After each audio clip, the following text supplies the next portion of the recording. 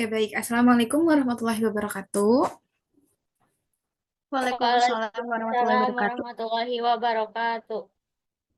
Sebelumnya, terima kasih kepada teman-teman sekalian karena sudah berkenan dan bersedia untuk menjadi audiens pada presentasi saya hari ini.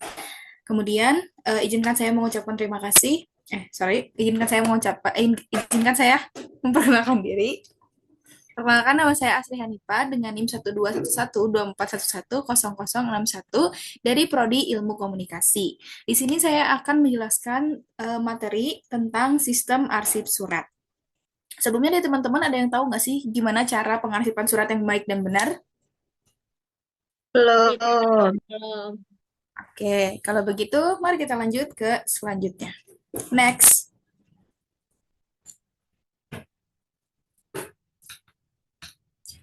Oke, definisi dari arsip.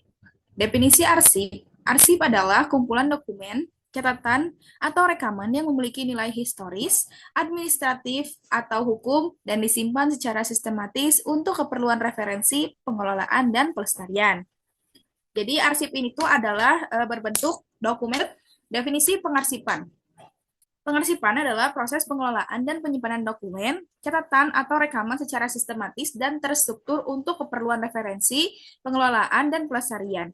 Nah, kalau tadi itu kan arsip adalah bentuk dari hal yang akan kita arsipkan. Kalau definisi dari pengarsipan ini adalah bagaimana cara-caranya dan hal yang akan dilakukan dalam mengarsipkan si surat tadi. Oke, lanjut. Nah, tujuan dan juga manfaat dari pengarsipan. Yang pertama ada tujuan. Tujuan yang pertama adalah mengelola dokumen secara efektif, kemudian yang kedua meningkatkan efisiensi dan produktivitas, dan yang ketiga adalah menjaga keamanan dan privasi. Untuk tujuan yang pertama adalah mengelola dokumen secara efektif. Maksud mengelola dokumen secara efektif di sini adalah kita tuh bisa menyusun dan juga kita bisa memelihara si dokumen tersebut tuh dengan baik begitu dengan adanya sistem arsip seperti ini. Kemudian meningkatkan efisiensi dan produktivitas. Kenapa meningkatkan efisiensi dan produktivitas? Karena dengan terciptanya sistem arsip yang rapi, sistem arsip yang efektif, itu dapat mempermudah kita untuk mengambil ataupun jika kita memerlukan dokumen tersebut secara tepat sehingga kita langsung menemukan dokumen yang dimaksud. Kemudian ketiga, menjaga keamanan dan privasi. Setelah kita menyimpan surat dengan sistem arsip yang baik, maka kita dapat menjaga keamanan dan keprivasiannya. Karena apa? Karena dokumen tersebut tersimpan dengan rapi, tersusun dengan rapi sesuai dengan bagiannya masing-masing. Kemudian dari manfaat, yaitu menghemat waktu dan biaya. Sama seperti meningkatkan efisiensi dan produktivitas yang tadi, menghemat waktu dan biaya juga dapat bermanfaat. Maksudnya manfaat dari arsip ini tuh dapat bermanfaat menjadi menghemat waktu dan biaya. Karena apa? Karena kita tuh bisa cepat menemukan, misalkan kita mau menemukan dokumen surat yang dilakukan pada tanggal 18 Januari, maka kita akan mencari pada kolom 18 Januari 2025. Kemudian meningkatkan akurasi dan kecepatan pencarian. Sama seperti hal yang pertama, bahwa menyimpan suatu surat ataupun dokumen lain dalam suatu sistem arsip dengan baik dan benar, itu dapat meningkatkan kecepatan kita dalam pencarian, sehingga kita mudah untuk mencari kembali ketika dokumen tersebut diperlukan dan mengurangi resiko kehilangan dokumen.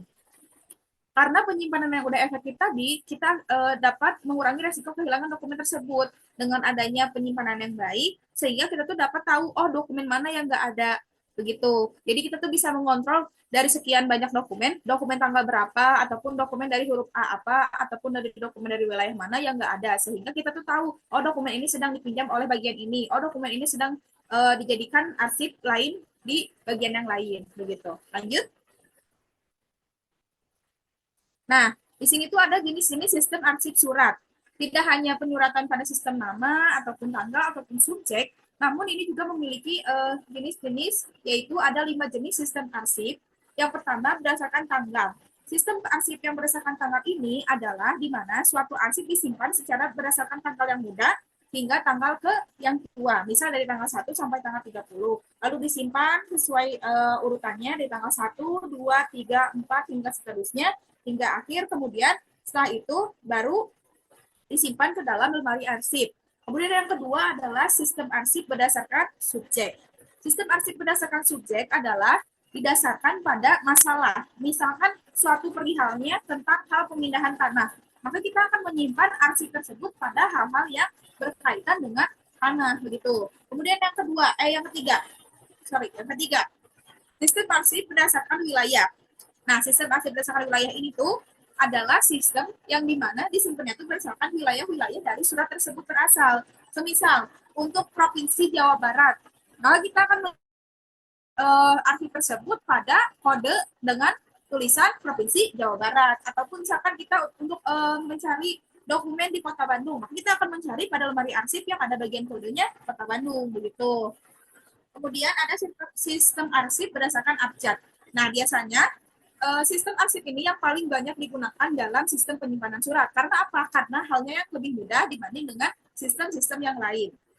Sistem abjad ini bisa disimpan sesuai dengan abjad A hingga Z. Kemudian dari abjad ini tuh terdapat suku kata. Misalkan namanya itu ada A, terus depannya itu ada A lagi. Nah, nanti itu AA, kodenya tuh kayak gitu. Terus misalkan sampai selanjutnya sampai Z, misalkan seperti nama saya adalah Asri Hanifah, maka akan disimpan pada kode nama dengan namanya A dan S, seperti itu. Kemudian ada juga yang menyimpan sistem arsip secara abjad ini tuh menggunakan nama depan dan juga nama selanjutnya. Misalkan Asri Hanifah, maka akan ditukar menjadi HA dan kode HA itu akan disimpan pada surat yang memiliki kode sama seperti HA juga, begitu.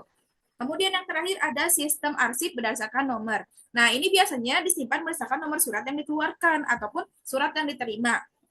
Misal seperti surat yang dikeluarkan adalah surat ke-5, maka akan disimpan pada kode surat yang ke-5, begitu.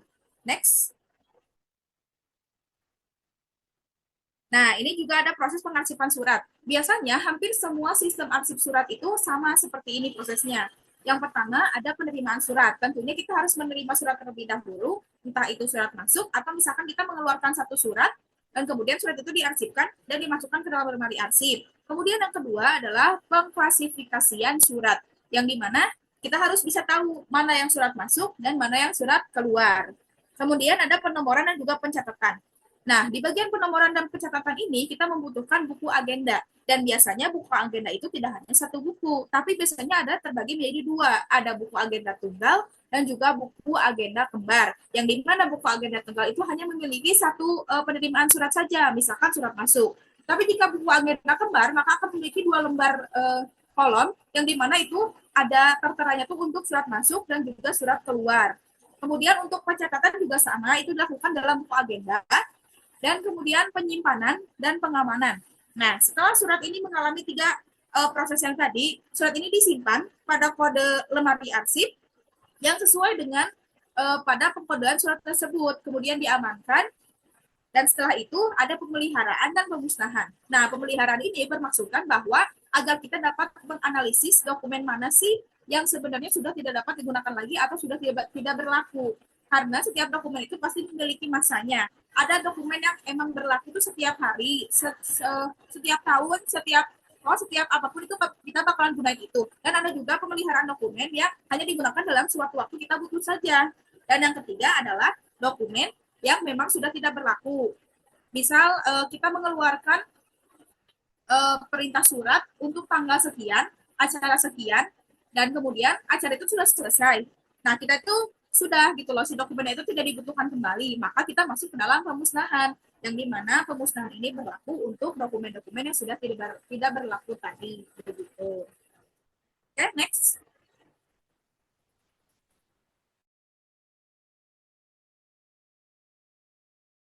Surat secara sistematis dan terstruktur untuk meningkatkan efisiensi, keamanan, dan privasi. Sistem ini meliputi pengumpulan, pengklasifikasian, penomoran, penyimpanan, pemeliharaan, dan pemusnahan surat. Dan dengan menerapkan sistem ini, organisasi dapat menghemat waktu dan biaya, meningkatkan akurasi pencarian surat. Gitu.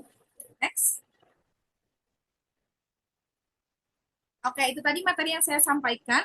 Bagi teman-teman yang akan bertanya, boleh silakan.